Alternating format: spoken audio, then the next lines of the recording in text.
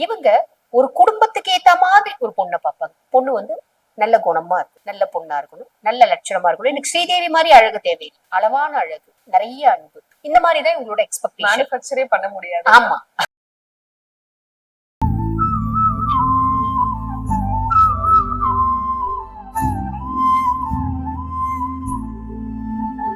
One to one பக்தி நேயர்களுக்கு வணக்கம். நான் கலைப்பிரியா பழனி. இன்னைக்கு நம்ம கூட யார் இருக்காங்க அப்படின்னா டாக்டர் தீபா அருளாளன் மேம் தான் இருக்காங்க. வணக்கம் மேம். வணக்கம்.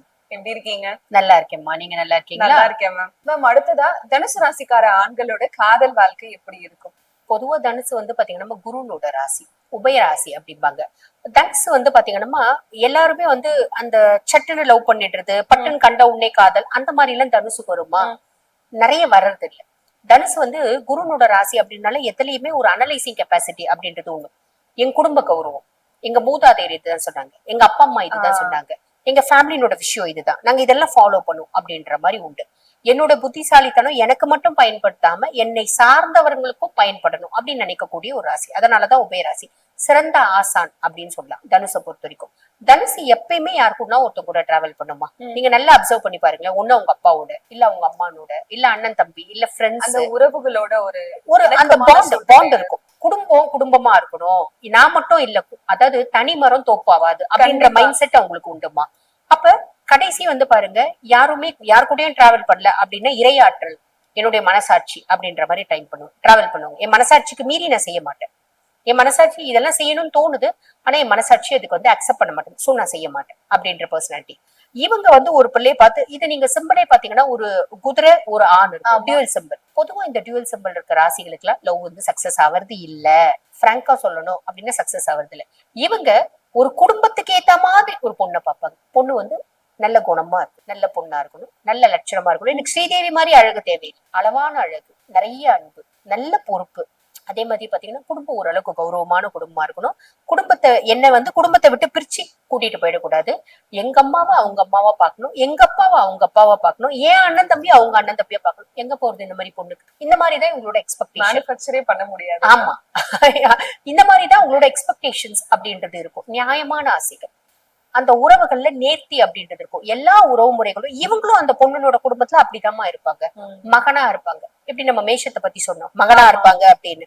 அந்த மாதிரி இவங்களும் மகனா இருப்பாங்க அப்படின்லாம். எல்லா நல்ல குணங்களும் இவங்களுக்கு இருக்குமா.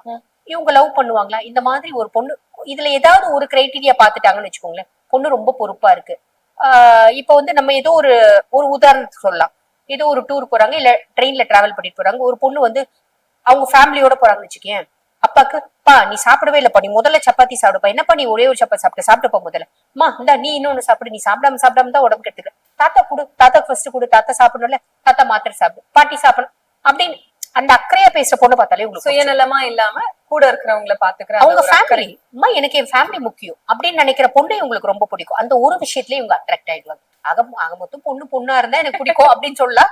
இந்த காலகட்டத்துல அந்த மாதிரி எல்லாமே இருக்க பொண்ணுங்க அப்படின்றது கொஞ்சம் கஷ்டம் இல்லம்மா. ஒண்ணு ரொம்ப பாசமா இருக்கும், பெருசா வந்து புத்திசாலித்தனம் இருக்காது, நிறைய புத்திசாலியா இருக்கும், பாசமா இருக்காது, இண்டிபெண்டா இருக்கணும்னு நினைக்கும். ஆனா இவங்களுக்கு அப்படி கும்பலா, அதாவது குடும்பத்தோட இணைஞ்சு இருக்க மாதிரி ஒரு குணாதிசயம் இருக்கும். அந்த மாதிரி பொண்ணுதான் எனக்கு பிடிக்கும் அப்படின்னு சொல்லலாம். இப்ப தனுசு ராசி ஆண்களுக்கு செட் ஆகாத பெண் ராசிகள் எது மேம்? காதலி தனுசு வந்து ரிஷபத்தை பார்த்து அட்ராக்ட் ஆகும். ரிஷபத்தை பார்த்தா ஆல்மோஸ்ட் எல்லா ராசியும் அட்ராக்ட் ஆகும். எல்லா ராசியும் அட்ராக்ட் ஆகும். ஏன்னா அதுங்க ரொம்ப பிளசண்டா இருக்குங்க, அட்ராக்டிவா இருக்குங்க அந்த பிள்ளைங்க. சோ இவங்களுக்கும் அவங்களை பிடிக்கும். ஆனா ஒத்து வருமா? அவங்க ராசி அதிபன் சுக்கிரன், இவங்க ராசி அதிபன் குரு, பெருசா ஒத்து வருதுல. அதே மாதிரி பாத்தீங்கன்னா மிதுனத்தை பார்த்து அட்ராக்ட் ஆவாங்க. அவங்களோட புத்திசாலித்தனம், அவங்களோட பேசக்கூடிய ஒரு சாதுரியம், கம்யூனிகேஷன், அவங்களோட எனர்ஜி லெவல் எல்லாமே பிடிக்கும். அவங்களோட சாதுரியம், அவங்களோட ஒரு கியூட்னஸ் எல்லாமே பிடிக்கும். ஒத்து வருமா? ஒத்து வராது. ஏன்னா ரெண்டுமே பக ராசிமா. இப்ப ரிஷபம் அப்படின்னாலே சுக்கிரனோட ராசி, மிதுனம் அப்படின்னா அது வந்து புதனோட ராசி. குருவுக்கு புதன் வந்து பாத்தீங்கன்னா மகன் உறவு வேணும்.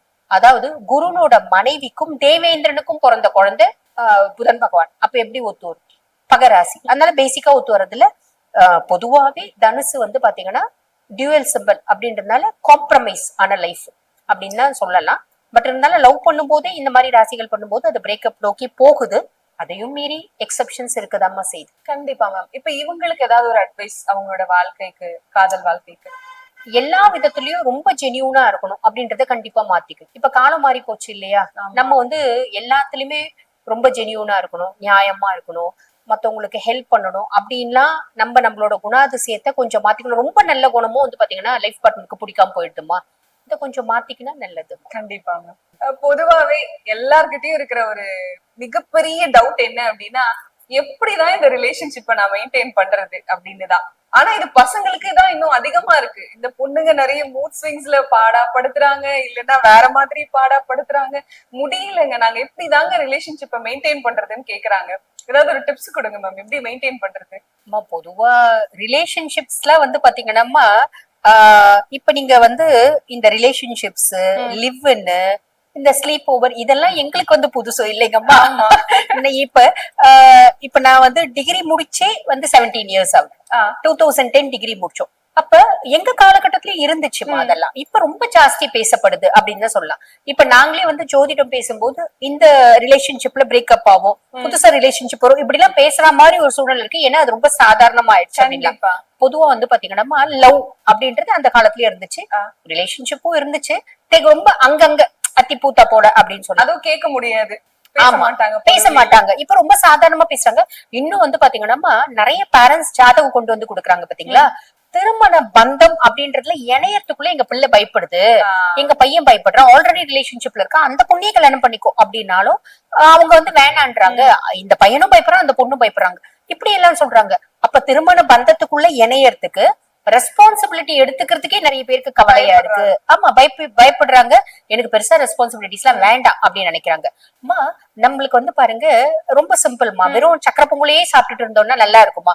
நம்ம ஒரு நாள் புளி சாதம் சாப்பிடுவோம், ஒரு நாள் தயிர் சாதம் சாப்பிடுவோம், ஒரு நாள் பொங்கல் சாப்பிடுவோம். இதே மாதிரிதான் வாழ்க்கைன்னு இருந்தா நம்மளுக்கு நிம்மதி, சந்தோஷம், குதூகலம், சின்ன சின்ன பிரச்சனைகள், சின்ன சின்ன ஊடல்கள் கூடல்கள் இதெல்லாம் இருக்கதான் வேணும். அப்ப இந்த ரிலேஷன்ஷிப் அப்படின்ற வார்த்தையை விட லவ், உண்மையான அன்பு, அதுக்கு மேல திருமணம் அப்படின்ற பந்தத்துல இணையணும். அப்ப அந்த உண்மையான காதல் அதெல்லாம் இருக்கா மேடம் அப்படின்னு கேட்டக்கூடாது இல்லைங்களா? இன்னும் கொஞ்சம் எங்கேயோ இருக்குமா, இருக்கு. அது உண்மையா வந்து பாத்தீங்கன்னா ஒரு பையன் வந்து ஒரு பொண்ணை லவ் பண்றான் அப்படின்னு போது நிறைய இந்த காலகட்டத்துல நான் பாக்குறதுமா, ஆம்பளை பசங்க லவ் பண்ணும்போது கல்யாணம் பண்ணிக்கணும் அப்படின்ற இன்டென்ஷன்ல தான் லவ் பண்றாங்க நிறைய பேர். அந்த மாதிரி பெண்களும் இருக்காங்க. அப்ப அந்த மாதிரி பர்சனாலிட்டிஸ்க்கே நம்ம சொல்லலாம். அதுக்கும் மேல ரிலேஷன்ஷிப் இருக்கவங்க உங்களோட ரிலேஷன்ஷிப்பை கண்டினியூ பண்ணும், உங்களோட லவ்வ கண்டினியூ பண்ணும். நீங்க பெர்ஃபெக்ட் லைஃப் பார்ட்னரை செலக்ட் பண்ணுங்க ஃபர்ஸ்ட். நாங்க வந்து ராசி, கோலம், கோத்திரம் எல்லாம் பார்த்து செலக்ட் பண்ண முடியாது, நியாயமானதான். சில குணாதிசயங்கள் நம்ம அப்சர்வ் பண்றோம்லமா. ஒரு குண்டா சாதம் வைக்கிறோம், எல்லா சாதத்தையும் எடுத்து வெந்துருச்சான்னு பாக்குறோமா?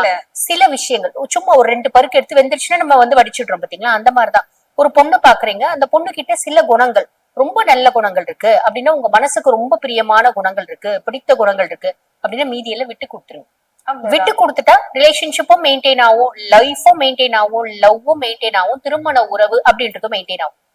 சிலர் இருப்பாங்க, எவ்வளவு விட்டு கொடுத்தாலும் நான் கூணு வளையிற அளவுக்கு குனிஞ்சு குனிஞ்சு கூனே வளைச்சு போச்சுங்க, ஆனாலும் என்னோட லைஃப் பார்ட்னர், என் மனைவி வந்து என்ன பண்றாங்க அப்படின்னா, என்னோட லவ்வர் என்ன பண்றாங்க அப்படின்னா தலை மேல ஏறி டான்ஸ் ஆடுறாங்க. இந்த மாதிரி பார்ட்னர்ஸ் அது டாக்ஸிக் ரிலேஷன்ஷிப், தூக்கி எறிஞ்சிடுங்க. குனிய கொட்டிட்டே இருக்காங்க. சிலர் என்ன அட்ஜஸ்ட் பண்ணாலும் அவங்களுக்கு வந்து நம்ம குறையாதாம இருக்கும். அந்த மாதிரி உறவு முறைகள்ல கடைசி வரைக்கும் வாழ்க்கையில வாழ்ந்து கஷ்டப்பட்டு திருமணம் பண்ணிட்டு அந்த மாதிரி உறவு முறையில இருக்கவங்க எத்தனையோ பேர் நான் பாத்திருக்கேமா. அப்ப ஆரம்பத்திலேயே தூக்கி எறிங்க. இந்த சமுதாயத்தை பத்தி கவலைப்படாதீங்க. நல்லா இருந்தாலும் நம்மளை பத்தி கேவலமா பேசும், கெட்டு போனாலும் கேவலமா பேசும், எப்படினாலும் கேவலமா பேச போகுது. அதை பத்தி என்ன பேசிட்டு போட்டோம், வெறும் வாய்க்கு அவிழ்மா, அவ்வளவுதான். எப்படினாலும் எல்லாரையும் நல்லவங்கன்னு சொல்லிட்டாங்களா? இப்போ உங்களை 4 பேர் நல்லவங்க, 2 பேர் இந்த பொண்ணு ரொம்ப திமிரு, அந்த பொண்ணு ரொம்ப ரூடு அப்படின்னு ஏதோ ஒரு விஷயம் சொல்லதான் போறாங்க. சொன்னா சொல்லிட்டு போட்டோம். சொல்றவங்க எப்பயுமே சொல்லிட்டு இருப்பாங்க, உங்களுக்கு நீங்க நல்லவங்களா இருக்கீங்களா, அவ்வளவுதான். இந்த மாதிரி ஒண்ணு விட்டு கொடுக்கணும். ரொம்ப டாக்ஸிக் இருந்தா தூக்கி எறிஞ்சிடுங்க, அவ்வளவுதான். கண்டிப்பா மேம். 12 ராசிக்கார ஆண்களுக்குமே அவங்களோட காதல் வாழ்க்கை இப்படிதான் இருக்கும். சில விஷயங்கள் மாத்திக்கோங்க, உங்களோட வாழ்க்கை ரொம்ப அழகா இருக்கும். பல விஷயங்கள் விட்டு கொடுத்து போங்க, மத்தபடி நீங்க நார்மலா தான் இருக்கீங்க அப்படின்னு சொல்லிட்டு ரொம்ப தெளிவா சொல்லிருக்கீங்க. ரொம்ப நன்றி மேம். நன்றி.